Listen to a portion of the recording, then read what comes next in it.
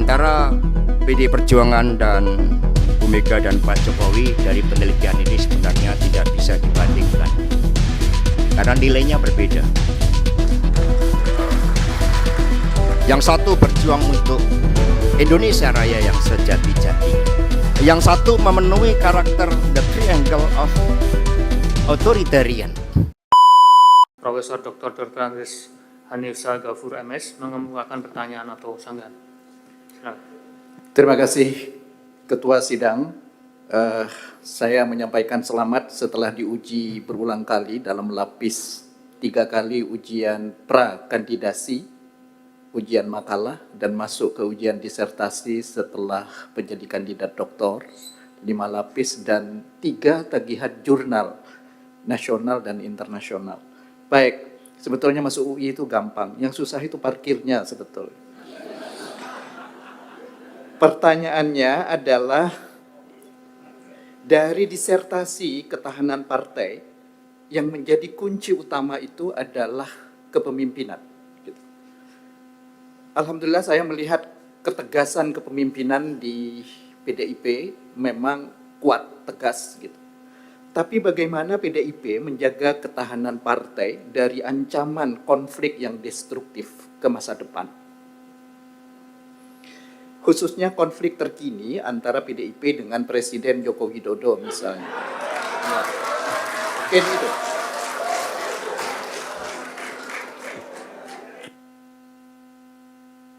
Baik, terima kasih. Mohon maaf, terima kasih. Yang terhormat Bapak Profesor Dr. Andes Hanif Ghafur, Magister Sains.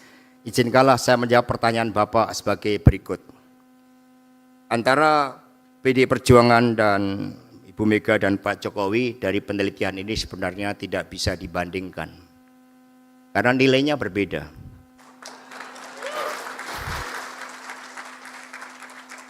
Yang satu berjuang untuk Indonesia Raya yang sejati-jatinya.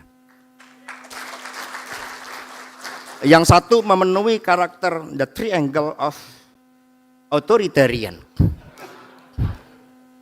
Sebagai contoh, the way of Machiavellianism. Ada 3 aspek yang diajarkan oleh Machiavelli. Yang pertama, jadilah orang munafik dan pembohong yang hebat. Yang kedua, mencapai hal-hal yang besar dengan menipu. Ini ada teorinya. Yang ketiga, tidak pernah kekurangan alasan yang syah untuk mengingkari janji-janjinya. Dan Ibu Mega selalu menanamkan kepada kami bahwa beliau masuk politik itu dengan berjanji kepada Bung Karno.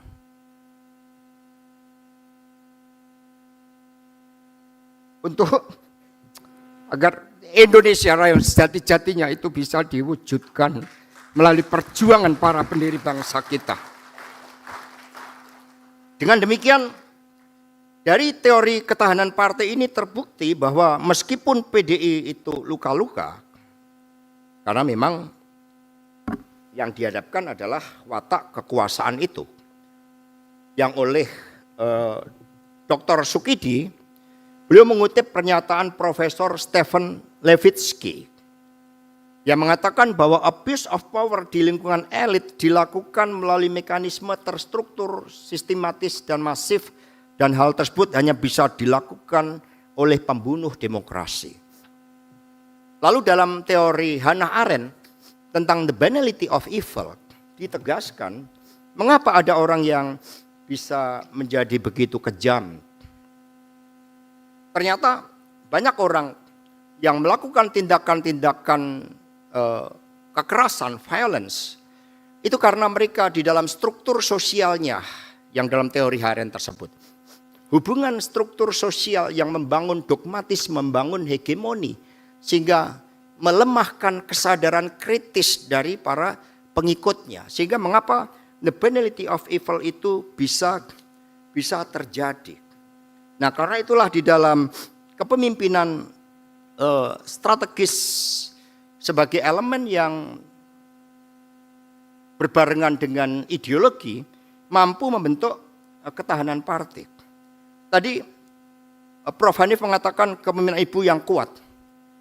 Justru di dalam banyak kasus-kasus membuktikan bahwa pemimpin karismatik itu cenderung terjadi personalisasi yang membahayakan eksistensi dari organisasi. Tetapi karismanya Ibu Mega justru dipakai untuk melakukan pelembagaan, termasuk mengatasi konflik tadi. Kami menambahkan fungsi partai secara sistemik melalui resolusi konflik. Karena konflik di partai itu pada dasarnya berakar dari penempatan jabatan-jabatan strategis. Ada 3 jabatan strategis yang diperebutkan. Yang pertama adalah jabatan struktur partai, karena akan menentukan satu policy di wilayah politiknya. Kedua adalah jabatan eksekutif, karena memiliki kekuasaan terhadap regulasi, terhadap keuangan dan sebagainya. Yang ketiga adalah legislatif. Maka Ibu Mega membangun pelembagaan dengan sekolah partai. Dan di dalam sistem yang dibangun dikembangkan meritokrasi, yaitu melalui psikotes. Tolong ditayangkan psikotesnya.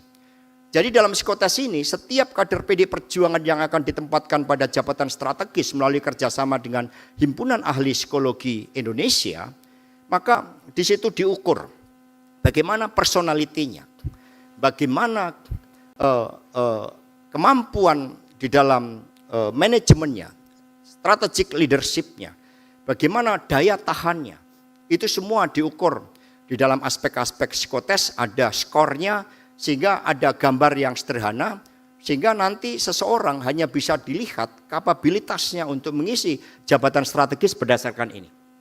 Jadi semakin bintangnya ke warna biru, biru dalam pengertian yang ideal, yang membangun visi, bukan biru yang lain, ini mencerminkan integritas yang tinggi, kepemimpinan, kemampuan manajerial, kemampuan intelektual, dan kemampuan mengatasi hambatan. Semakin ke merah, semakin harus dibina. Ini adalah hasil-hasil psikotes sebagai bagian dari resolusi konflik. Dan temuan yang menarik di sini adalah bahwa kepemimpinan strategis tidak punya signifikansi terhadap ketahanan partai. Signifikansinya rendah, hanya 0,016. Signifikansi dari kepemimpinan strategis ini harus melalui pelembagaan partai. Dan ideologi memiliki faktor signifikansi terbesar sebesar 0,647, tetapi pengaruh ideologi terhadap ketahanan itu sangat besar, yaitu 0,792 kali pelembagaan kali 0,647 kali ideologi. Dengan demikian, karena PD Perjuangan melalui Kongres ketiga dinyatakan sebagai partai ideologi, maka ideologi inilah yang memberikan kontribusi terbesar bagi ketahanan partai. Sehingga dengan cara ini kami bisa menjawab secara kuantitatif dan kualitatif terhadap pertanyaan Ibu Megawati Soekarno Putri yang menjadi landasan penelitian ini, bahwa PDI Perjuangan akan bisa bertahan sepanjang bangsa ini ada karena kepemimpinan dan ideologi melalui pelembagaan partai. Demikian, terima kasih.